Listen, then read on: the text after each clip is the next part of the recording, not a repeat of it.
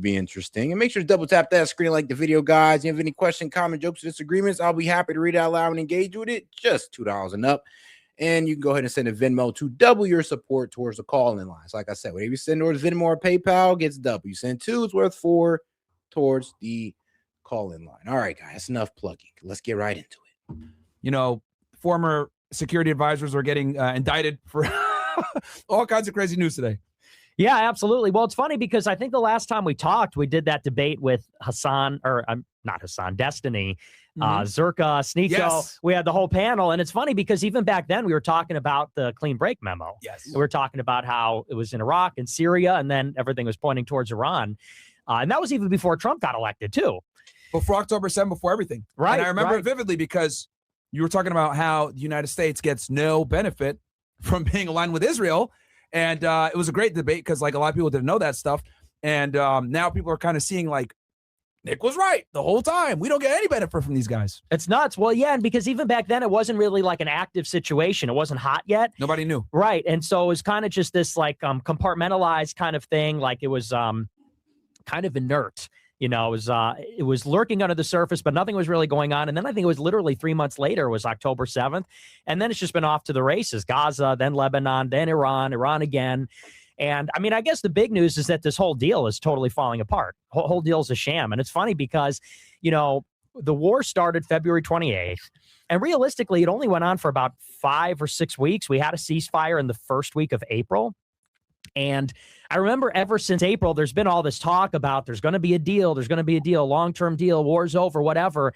And finally then, I don't know if it's a week ago or 2 weeks ago, we get this MOU. They say it's a done deal, signed on the dotted line, war is over, everything's cool now. And when they announced the MOU, I remember reading through it. We didn't even get it for a few days. They announced it on a Sunday. We got some rumors about what was in it in the first 24 hours. Finally got it on that Wednesday.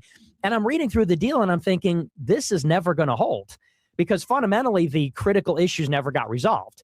And the big ones were the situation in Lebanon, whether there's going to be a ceasefire, whether there's going to be Iran managing the Strait of Hormuz, whether they're going to charge a toll, and then ultimately those root causes of the conflict, the structural issues like the nuclear program and the sanctions regime. And so I'm looking through it and I'm thinking, you know, they're calling it a memorandum of understanding, but it couldn't be a bigger misnomer. Oh, hold on here, guys. Let me go ahead and fix this here. Let's see here. Let's do about here. All right, there we go. No more, because there's no understanding. There's no agreement at all. Like, there's the two positions have not been reconciled. They have not made an agreement on any of the core issues, and so really it's a giant misunderstanding. And I remember when it was announced, the Iranians came out first. They were first to the punch in their state-sponsored media, and they said, the United States has agreed to give us all this money up front, and we're going to control the strait, and they're going to impose a ceasefire in Lebanon, and basically we got everything we wanted. And Vance came out on the shows the following day, all the morning shows, and he said, that's Iranian propaganda. That's a lie. We didn't agree to that. Then the deal came out, and it was true. We gave them all of those things. And then, of course, the White House is put in this position where they got to come out and say, basically, we didn't agree to what we agreed to. Actually, Iran is not going to impose a toll. They're not going to. I mean, you're right. They're not going to impose a toll. They changed their language to they're going to impose a service fee. And you have to go through the designated routes that they'll allow you to go through. AKA, they control the strait. And, you know, you're right. The $300 billion that's going to Iran is not coming from the taxpayers. No, it's coming from the Gulf countries. And guess what? No, it's not going to go towards American products, like American agricultural products. No, it's going to go towards revitalizing, restabilizing Iran's economy and reconstruction. It's literally right there in the memorandum of understanding. Manage it. It's going to be freedom of navigation. We're not giving them anything until later. And basically, as quickly as it came together, it fell apart. And that became obvious, I think it was last weekend. They're supposed to hold these talks in Switzerland, fell apart, came together at the last minute. They sat down and discussed it. They tried to put together this agreement where we're going to implement a ceasefire in Lebanon. There was this reporting mechanism, not just for Lebanon, but also for the Strait to avoid misunderstandings, escalation, the whole deal unraveling. And then over the past week, the U.S. is trying to iron out both of these things, the Strait as well as Lebanon. They've been doing these negotiations at the State Department in D.C., And then literally in just the past 48 hours, the whole thing came undone all over again. And I guess we'll get into now the big news is that Iran is once again shooting drones at commercial shipping in the Strait. The U.S. has retaliated by bombing the southern coast of Iran along the Strait. And now Iran is claiming they hit U.S. bases or bases hosting U.S. troops in the Middle East. And so you wonder, it's like, once again, how is this meaningfully different from the status quo before the MOU? We have this war. We're bombing them. They're bombing us. Then we have a ceasefire. But during the ceasefire, we're bombing them. They're bombing us. Okay, now we have an MOU. Once again, they're bombing us. We're bombing them.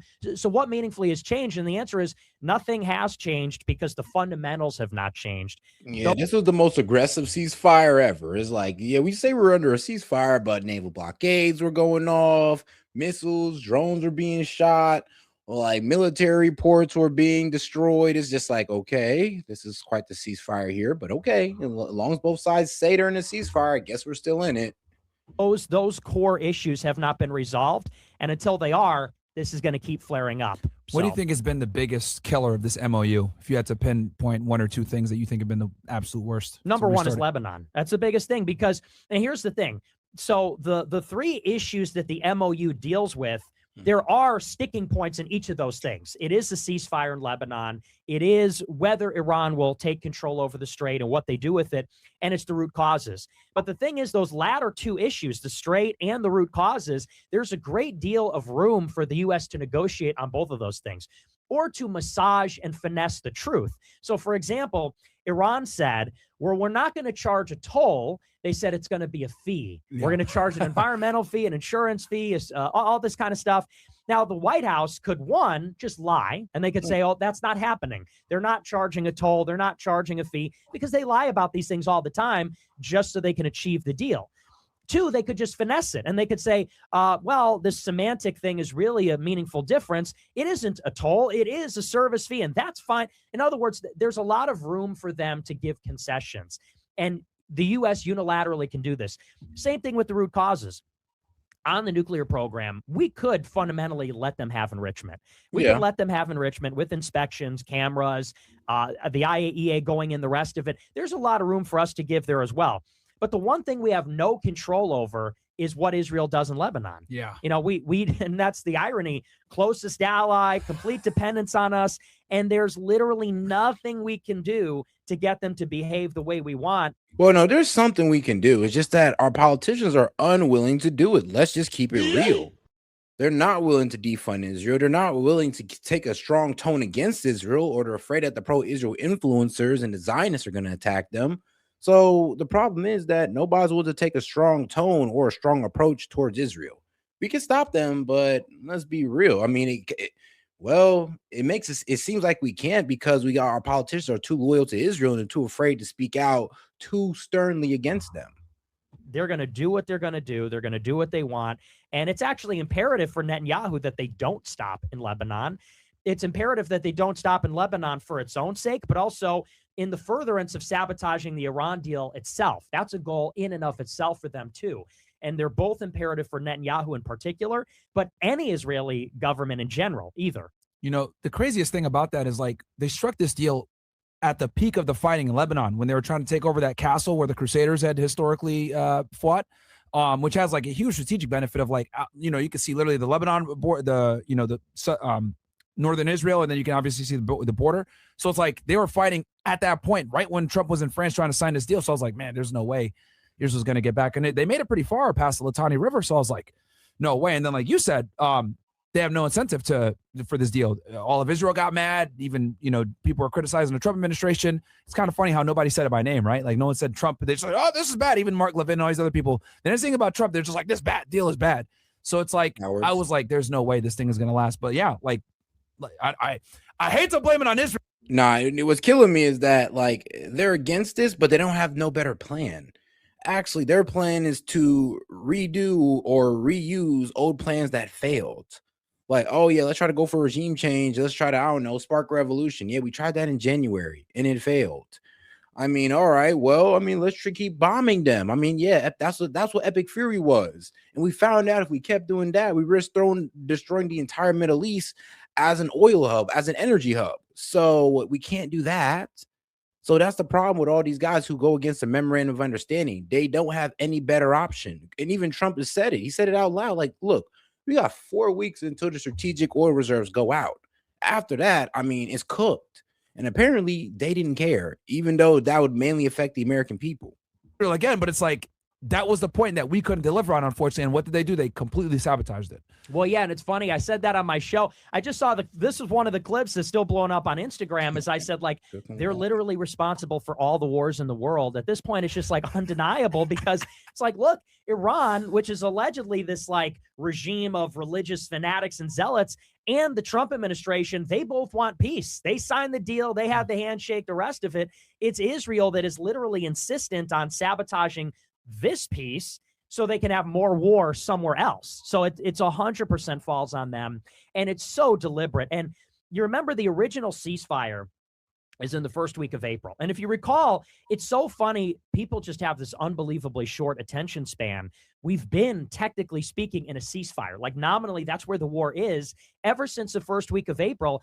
And if you remember the rollout of that ceasefire, Trump had been saying, we will annihilate Iranian civilization. Like, we're going to kill everybody. Power plant day.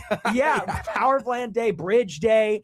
And that was on Easter. Like, hey, happy Easter. Like, we're going to kill everybody. Yeah. And it was Easter. And then 48 hours later was Tuesday. And that is when Trump announced in like the late evening, he said, we've got this ceasefire.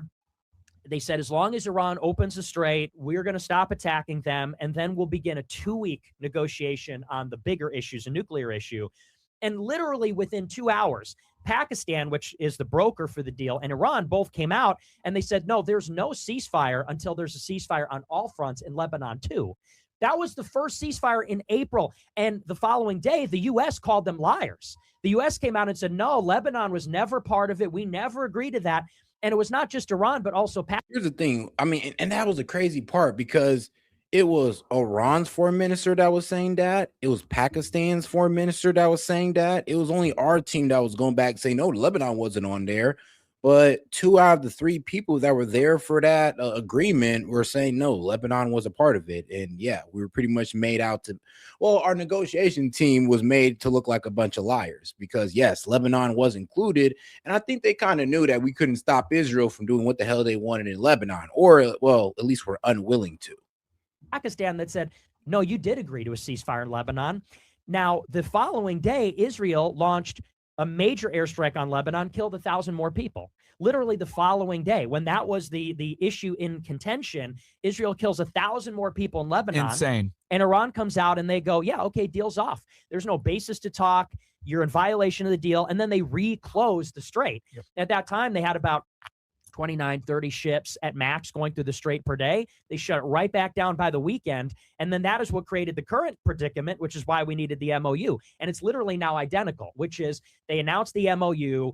Iran says Lebanon's a part of it. We say, no, it's not. Iran says, yes, it is. And then literally every single day, last week, Iran is bombing Lebanon, escalating, not just in the air, but also on the ground. Yeah. Invading, expanding the invasion, pushing further. And the message is very clear. It's like they're intentionally sabotaging the deal. So, yeah. No, and it's insane. What do you think drove Trump to actually do this deal in the face of, obviously the embarrassment, the capitulation, the Israeli lobby obviously heavily, pressuring him not to? What do you think actually made him say, you know what, we got to do this MOU, even though I've been trying to delay it, but I got to do it? It's the oil. It's the oil. It's a strategic petroleum reserve is running out. No, honestly, it's like, bro, as soon as he said that, look, we're 4 weeks away from hitting rock bottom, I was like, yeah, we can't. Like, basically, Trump is saying, look, we got 4 weeks. So if you guys want to continue this and you don't got a plan to finish Iran in 1 week, then y'all might want to get over your warmongering ambitions. Lowest level since 1983. I think there's 350 million barrels left. That's not a huge supply of oil. And, people don't realize that price was still doubled. Yeah, exactly. That's what I'm trying to tell people. The price still doubled with all the strategic reserves out there. Right. And it's not even just ours, but it was this coordination. No, here's the crazy thing. All the strategic reserve that was being pumped into the global market, plus the fact that China reduced 40% of their imports on oil. And all that was being done to drive down price. And and the best we were able to get is $3.95, guys. Like, those, think about that. Think about if China wasn't reducing their imports, bro. Think about people wasn't dumping their strategic reserves, bro. We probably had $7 a gallon for the unleaded. I mean, I'm talking about here in Ohio. I mean, God forbid what's going to be over there in California. Y'all going to be paying like $13 a gallon. Everybody dumping their strategic reserves all at the same time. China, these other East Asian countries, us. So the price was being artificially kept low because we're just dumping all this oil out there. And you know, there was some reporting before the MOU that said realistically we got about 4, maybe 6 weeks left before we have a real problem. Like we have a supply problem, that the reserves in America, and this is happening even right now. There's some reporting that at Cushing, which is in Oklahoma, where all the oil goes through, that is reaching this dangerously low level, about 19 million barrels. And so it's just getting to the point where we're heading towards this catastrophic energy shortage, which then will just have a ripple effect throughout the entire global economy. And so I think Trump said it's imperative. We just got to give it up. And ultimately, we ran out of options. We ran out of time because of the oil. There were no military cards left to play. There was all this talk about that, please, because I got in an argument with the idiot the other day about this. I was like, dude, we literally had no more cards to play. Well, we could have took Carg Island. I'm like, no. Go ahead. You want to talk about how we had no military cards to play? It's totally insane. Yeah, it's like people said, oh, no, just keep on bombing them. Well, yeah, but that means they were going to start bombing energy infrastructure in the Middle East, all throughout the Middle East. And guys, look, 20% of the world's global supply of oil being held up in the Strait is bad. Can you imagine that the oil not being able to be produced at all because Iran destroyed all the oil refineries?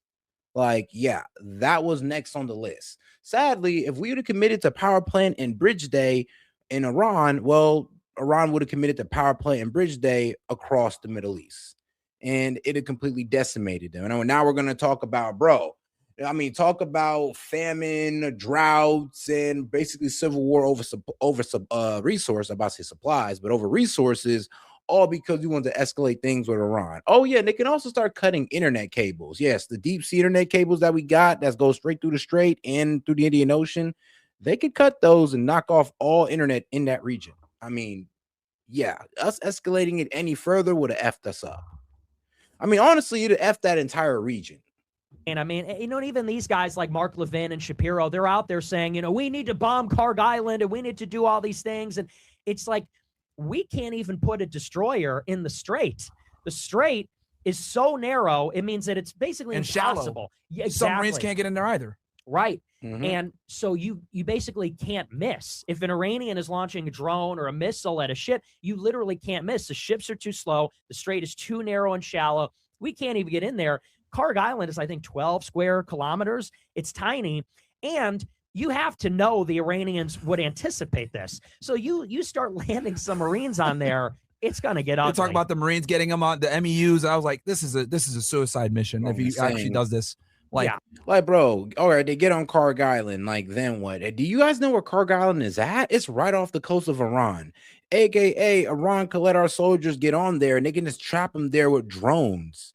Like, bro, you see what these drones are doing to the IDF in Lebanon. You see what the drones are doing to Russia in Ukraine. So what? You don't think they're going to do the same thing to us? Yeah, that's the problem with Carg Island. It'll have been a little death trap. What's going on here? You know, and then the other thing too, like I was trying to explain this, I was like, the only cards they really had left realistically was destroying energy infrastructure or a nuclear bomb. That's really all you had left. And if you do either of those, say goodbye to the Gulf states. Yes. Like, just say goodbye. They're going to destroy the desalination plants. No. Yeah, because, bro, if we nuke Iran, bro, that's not going to destroy all of Iran. Like, yeah, I know. Yes, Iran could survive a nuke. They'll be devastated. It will not be the same country, but trust me, neither will the Middle East, because they're going to take the Middle East out with it. As Myron's about to say, the water desalination centers, yeah, clean water in the Middle East, cooked. Energy infrastructure in the Middle East, all destroyed. Bro, water cable, internet water cables, deep sea ones, cut completely. Like, do we really want to know what a future like that looks like? Of course not. No water. Lord knows Trump didn't. Oh, guys, make sure to double tap that screen and like the video, guys. We got over 300 of y'all in here, man. Let's get 200 likes by double tapping that screen and subscribe to the channel if you've been watching over 10 minutes, guys. Appreciate the support. Cooked. Summertime in the Middle East? Over. So I could only imagine, like, I was thinking about this. Imagine the Oval Office every day during the course of this conflict, like from Japan, from Indonesia, all these countries, the Gulf states, Trump, end the war. He must have had an insane amount of international pressure to end this thing, all of Europe. Now they got to buy Russian oil. Like, right? What's going on here? Yeah, huge international pressure. And, You're right. I mean, at the end of the day, it's like we had a set period of time where we had some options before we ran out of oil. It's just that's really what it all comes back to is the US really underestimated Iran's ability to close the strait and sustain the closure of the strait basically indefinitely. And you have this period of time where Trump thought we could bomb them into submission. Then it was getting too costly even for us. Bombing them was too costly for us because of how we were burning through the stockpile of interceptors and the damage it was doing to our bases in the Gulf. It's just too many targets. Can't defend all of them. So then we transition. Yeah, they were able, bro. They were able to render a good amount of our bases inoperable, destroyed over 200 structures, military structures in the Middle East. Bro, that's billions of dollars of damage. And do we get reimbursed for that? No. But does Iran get reimbursed for some damages? Yeah, you damn right they do. To the strategy of the bluffing, the economic blockade. You know, we're just hoping there's some way we could trick these guys into a deal. And then, yeah, you run out of oil. That's it. You know, it's the end of the rope. I know Trump is a very difficult person to predict sometimes, etc. But if there's someone that understands his thought process, because you've been spot on with a lot of your analysis, a lot of your predictions, you've been spot on. What do you think his strategy was? Like, let's go to February 27th. Or actually, we can even go back when Netanyahu came the 13th time to America, right? And he sold Trump on the plan. What do you think the plan was? What was he trying to do? What was the strategy? What did he think was going to happen versus what actually happened? Well, you know, you got to go back to really December, which is Netanyahu comes to Mar-a-Lago, I think December 27th. For New Year's. Exactly. Yes. And he came there with one intention. It was widely reported at the time. He said, look, we got to hit Iran again. We got to hit the missiles. He said, because Iran is building 300 ballistic missiles per month. Yep. And what this is going to do is it's going to make it impossible for us to intervene. And if they build up their missile stockpile, then they will get to work on excavating the highly enriched uranium, the centrifuges. Then it's off to the races. So Netanyahu said, we have to go back in, mow the grass, or defeat them once and for all. Trump goes into Venezuela. But here's the thing, though. We can't sit there and do that with Iran because, like, here's the thing. We can do that in Venezuela because Venezuela don't have underground missile bases. Like, they don't have underground missile cities or anything like that. Iran does. They have missiles that they can shoot out of mountains. Underground missile silos. Okay, guys? That's a problem. And we can't handle all that with just a bombing campaign on ground. Okay, you understand what I'm saying? Not even our bunker busters can knock out all these missile cities. They prepared for all of this. This is why taking care of Iran's missiles would have to be an boots on the ground operation. That first week in 2026 extradites Maduro. It's this masterful operation. No U.S. casualties. We kill 100 of their guys, scoop them up. He's feeling good. Then you have those protests in Iran, where they say 70,000 protesters were killed. It's the most violent clashes ever. It's just the number just kept going up. And guys, let me kill the propaganda now. The $300 billion that Iran is going to get is coming from the Gulf countries, not America. So no taxpayer dollars, well, American taxpayer dollars is going towards Iran. Now, the sanction relief, remember, that's their own money. So we're just giving back their own money that we kind of just snatched from them. So no, they're actually, not getting anything from us, but sanction relief. I mean, if you want to call that giving them money, then I mean, okay, sure, but it's not taxpayer dollars. First it was 20, then 30, then 40, then now they're saying, 50, 60, 70, yeah. We've never seen that. Oh no, low key though. Like when it comes to the what was it, the dead protesters? Oh my goodness, bro. It started off at 20, then it became 30, 45, 100,000. It's like, oh my goodness. And then when you ask for proof on it, they have no proof that they can provide you. None at all. Like, please find me proof that Iran took out 40,000 people. And yes, I know you're going to bring up Iranian International and they're going to tell you about a document that they have. What was it? Classified medical document out of Iran that they have not published or shown any evidence of having. That before, right? They never, October 7th, other things, right? Like, so it's like, oh, think of the 100,000 protesters that were killed. And what we later learned, by the way, is that those protesters in Iran, it wasn't really a spontaneous demonstration. Where were the protests occurring? It was all in Western Iran, where it's all the Kurds. And anybody knows what's going on is that the Iraqi Kurdistan, headquartered in Erbil, has basically broken away from the central government in Baghdad. That's where the U.S. still has all its bases. Israel's very aligned with the Iraqi Kurds, and they share a border then with Iran. So there were reports at the time in January that there were men dressed in all black, fully automatic rifles, taking over government buildings, municipal buildings in Western Iran.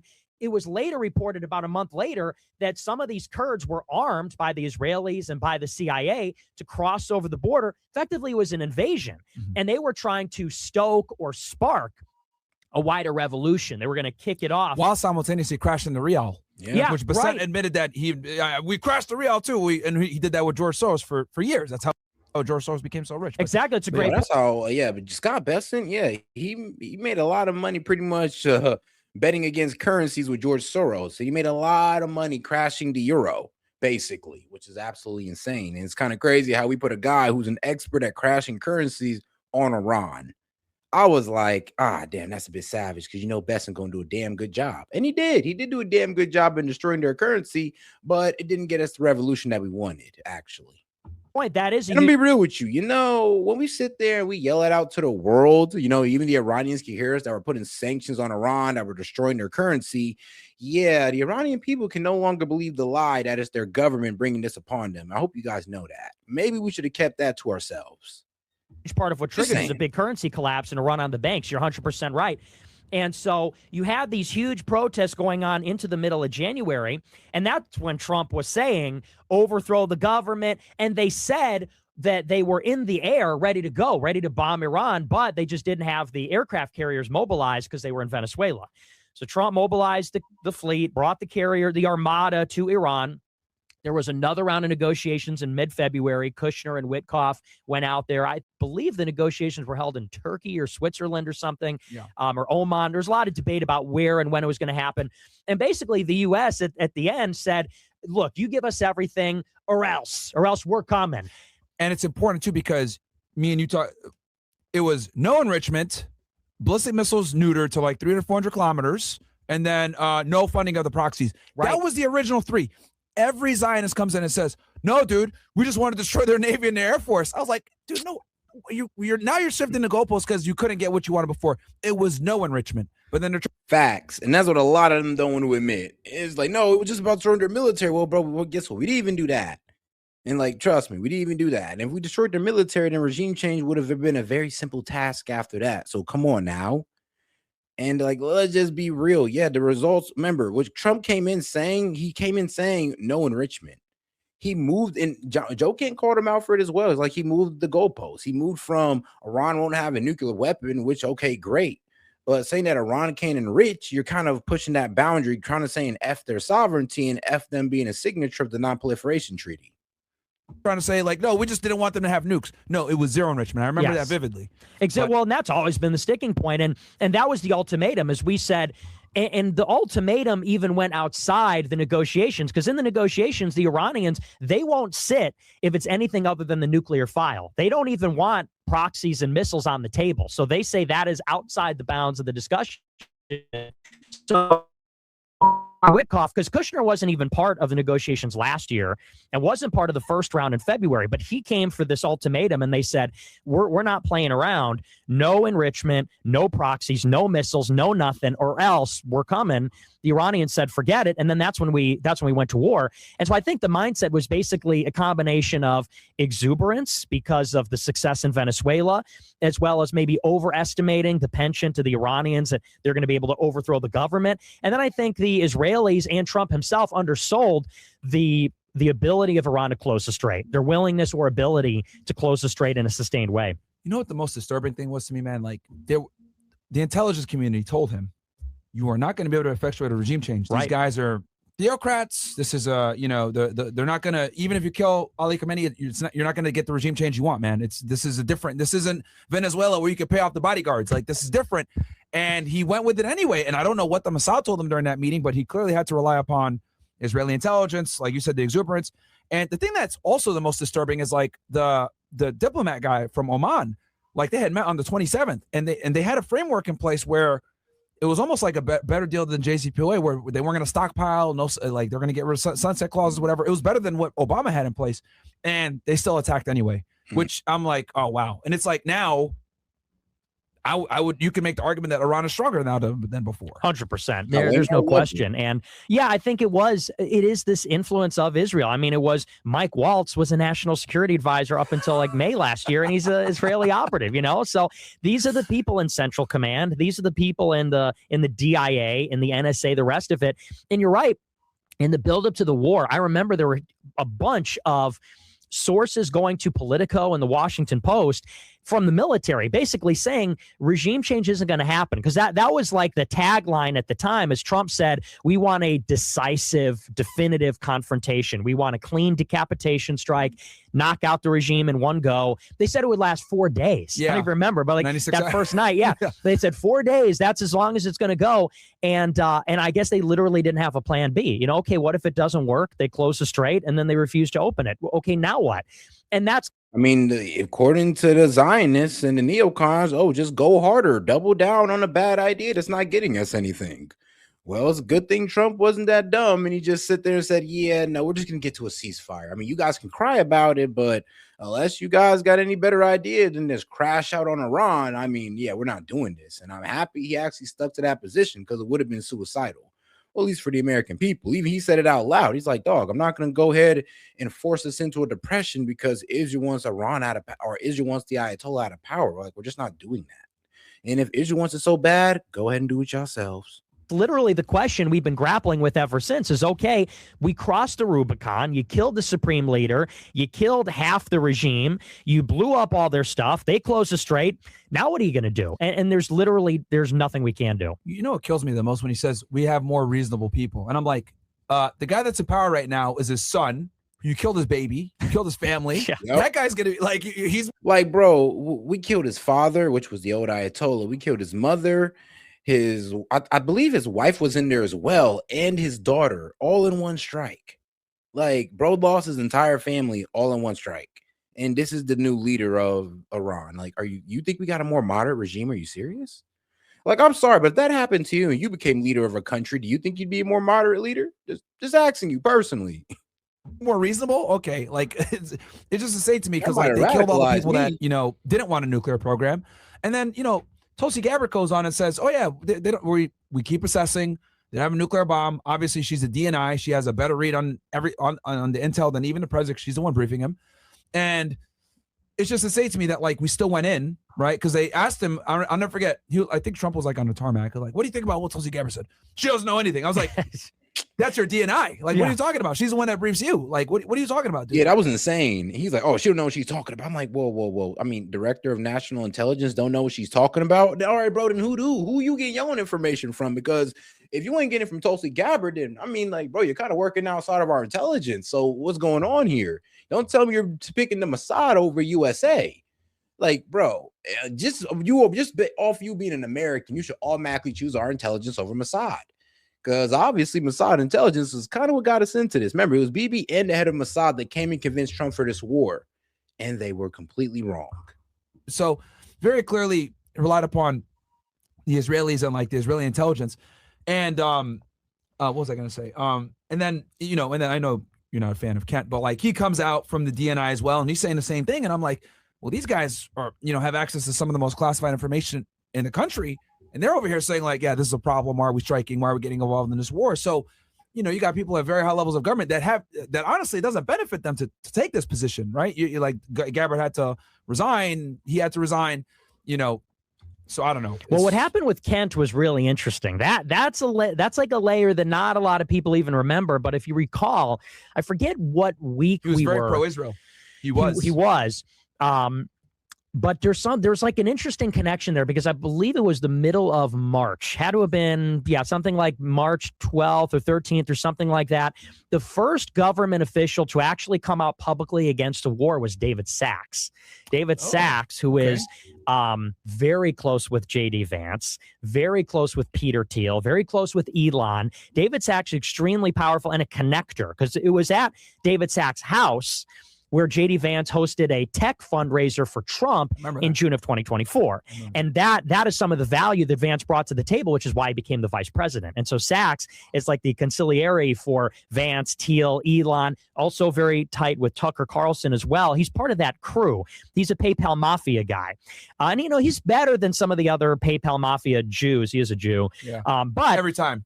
And it's literally every fucking time.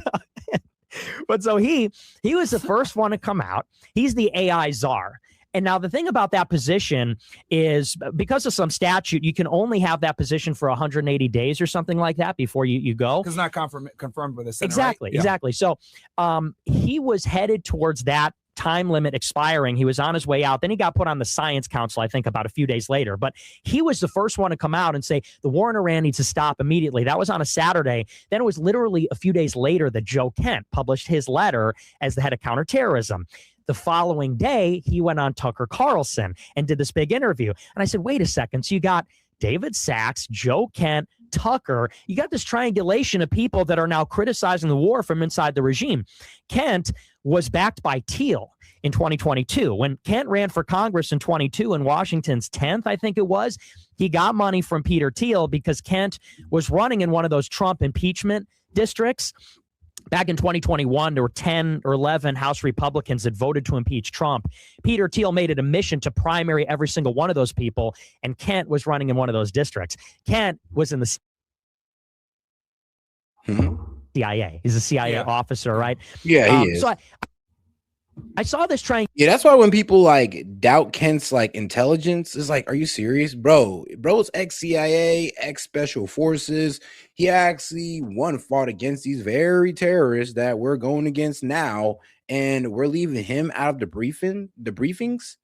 The guy who knows the most and has the most experience on the subject matter, we're leaving out of the briefings, and we're wondering why we're getting such a bad result. Him and Tulsi Gabbard both left out of the briefings. And here's the thing. They don't get their information from the briefings. They bring their information to the briefing so the president can be more informed. But for some reason, they were kept out. Regulation of Sachs comes out first, then Kent goes on Tucker. What do these three people have in common? They're all J.D. Vance guys. Now, this war puts Vance in a really bad position because I think everybody saw where this is going to go. It's going to lead to an economic collapse, an energy shock, high inflation, the defeat in the midterms. What was his position pre-war? I heard different stories. Yeah, I heard different stories. Some was like, no. Some was like, hit him hard, but get out of there. What do you think his actual position was? So they said that Vance did not oppose. Okay. He was in favor of hitting them. If you're going to do it, hit them hard. But he didn't oppose. Because he talked about them literally on day one of the RNC. I was there. I was like, why is he talking about Iran? Dude, what the fuck? When he first got appointed. He talked about it twice in 2024. He went to the Quincy Institute and said, we need a pro-Israel version of America First, where we give Israel everything they need to bomb Iran. And then at the RNC in July. So punch him in the nose or something like that, if I recall. Yeah, he said, we can't just do these, little pinprick strikes. We need to hit him really hard. And he volunteered that. It's not like they said, what should we do about Iran? They said, what do you think about foreign policy? He said, we need to hit Iran really hard. So, and then, it's hard to know because Vance has rivals inside the White House who are going to leak to the press to make him look bad about, did he support it? Did he not? So it's sort of unreliable what you hear because these are planted stories. But we know he didn't oppose.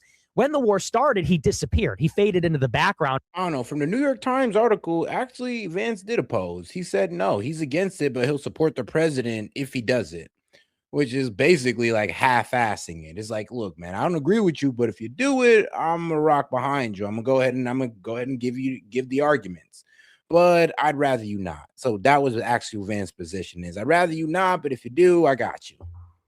Because he knows when he runs for president in the primary in 27 and 28, they're going to say, war in Iran. What happened there? Energy shock, inflation. Why haven't no new wars, man? And you ran on that. Exactly. Yeah. And what did you do? Why didn't you oppose it, etc.?